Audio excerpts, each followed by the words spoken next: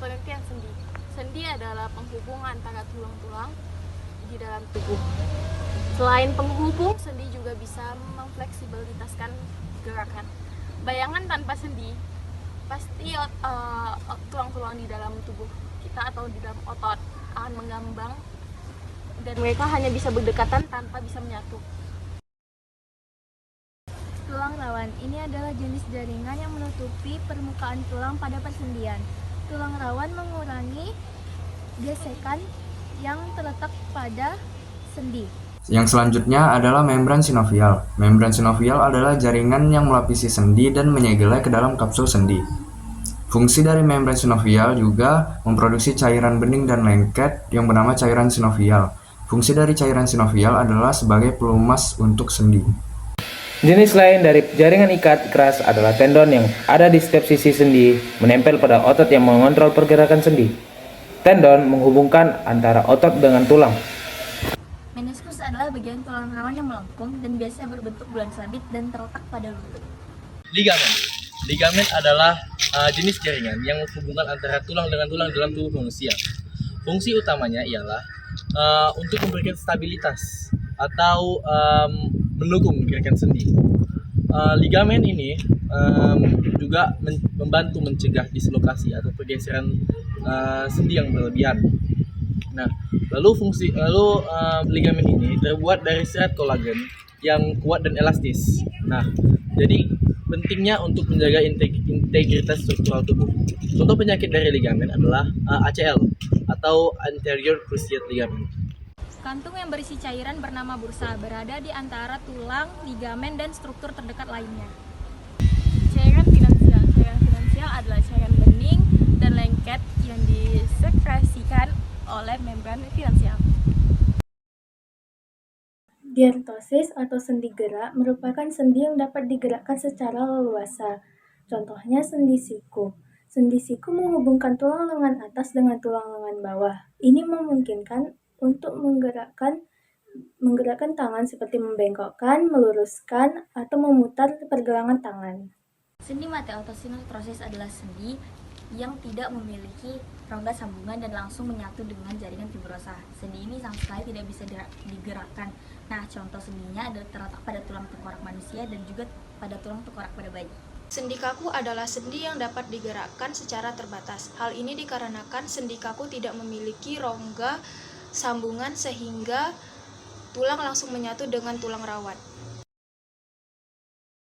Sendi geser. Sendi geser disebut juga dislokasi, sebuah masalah pada tulang yang mengalami pergesekan dari sendi.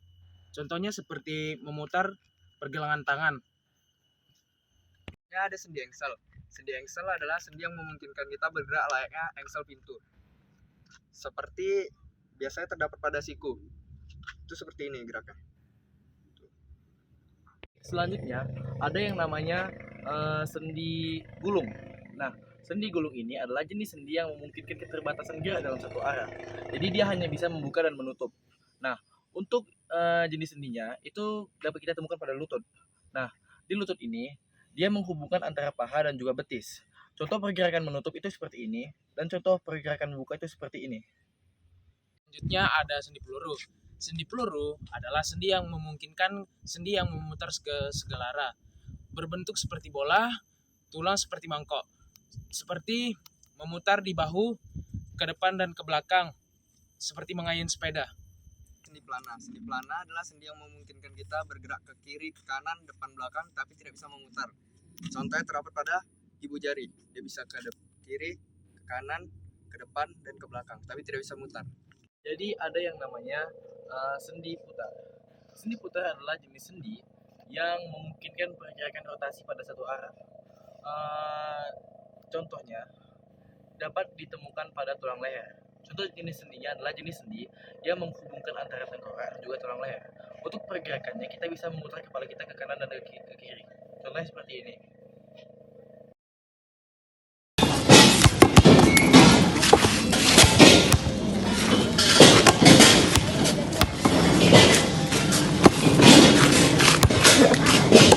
Bentar ya.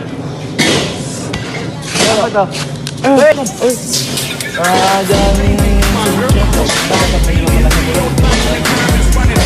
Boleh loh, Dan.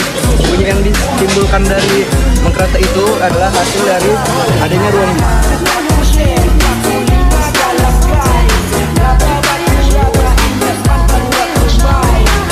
Kerja keras sebagai kuda bikin kita ngerasa capek dan pegel-pegel banget sampai akhirnya kita pun bunyiin jari tangan kita dan itu rasanya lega banget.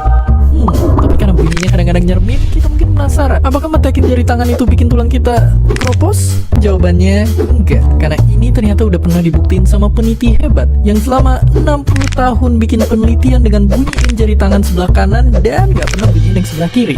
Tebak hasilnya apa? Nyatanya kedua tangannya masih berfungsi dan gak ada gangguan apa-apa. Terus kalau gitu, kenapa bisa bunyi? Apa bener gak ada efek apa-apa walaupun bunyi? Oke, jadi bayangin sendi-sendi kita dilapisi cairan yang gunanya mirip pelumas di rantai sepeda biar sendi kita licin dan bisa bergerak. Dan waktu kita bunyiin jari, sekumpulan gelembung gas yang ada di dalamnya menjadi gelembung besar dan kemudian pecah sampai akhirnya tangan kita pun jadi bersuara. Nah, gas-gas ini akhirnya melebur dan butuh waktu sekitar 20-25 menit untuk bisa bunyiin tangan kita lagi. Bagi kita yang ketagihan bunyiin tangan, mungkin kita udah bisa sedikit bernapas lega, karena resiko berbahaya nyaris nggak ada. Nah, tulang kropos atau mungkin peradangan sendi ini ternyata nggak ada hubungannya sama sekali dengan bunyiin jari.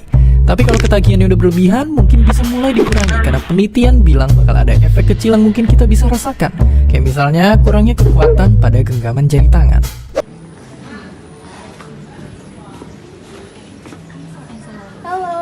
Halo, kalian lagi ngapain? Kami lagi belajar biologi. Oh, kebetulan nih teman aku kemarin ada yang kena penyakit sendi. Hah? Emang ada penyakit sendi? Emang ada ya? Ada loh. Kita kan kemarin beberapa hari lalu ibu udah jelasin. Itu ada contohnya lupus loh. Aku mau inget lupus aja sih. Soalnya yang lain banyak gitu. Nah, kalau lupus ini sistem kekebalan tubuh yang menyerang sendi dan organ dalam penyakit lupus. Itu menyebabkan peradangan dan kerusakan sendi. Tapi kemarin teman aku tuh penyakitnya namanya osteoporosis. Osteoporosis bukannya tulang ya? Iya. Ya kan? Tulang nggak sih? Tapi katanya itu juga termasuk sendi. Iya, itu tapi juga ada beberapa kayak faktornya gitu untuk merusak sendi gitu loh. Oh. Oke, kita cek lagi yuk selanjutnya. Banyak cara sih cara kita untuk membuat sendi-sendi kita lebih sehat. Seperti misalnya nih, menjaga berat badan kita supaya ideal. Dia harus berusaha keras untuk menopang. Oh, jadi hubungan antara sendi dan tulang ini berkaitan erat gitu, dokter? Betul sekali. Betul. Oh. Setiap punya jadwal nih, kita kasih break deh setiap 30 menit. Oke, jadi punya kegiatan break 30 menit. Yap. Ngomong soal makanan, Gimana nih? makanan juga penting buat kesehatan sendi kita. Oke. Kita harus banyak konsumsi makanan-makanan yang mengandung omega 3. Mengandung omega 3. Misalkan Misalnya dari ikan laut, Ikan. seperti salmon, itu juga tinggi gitu.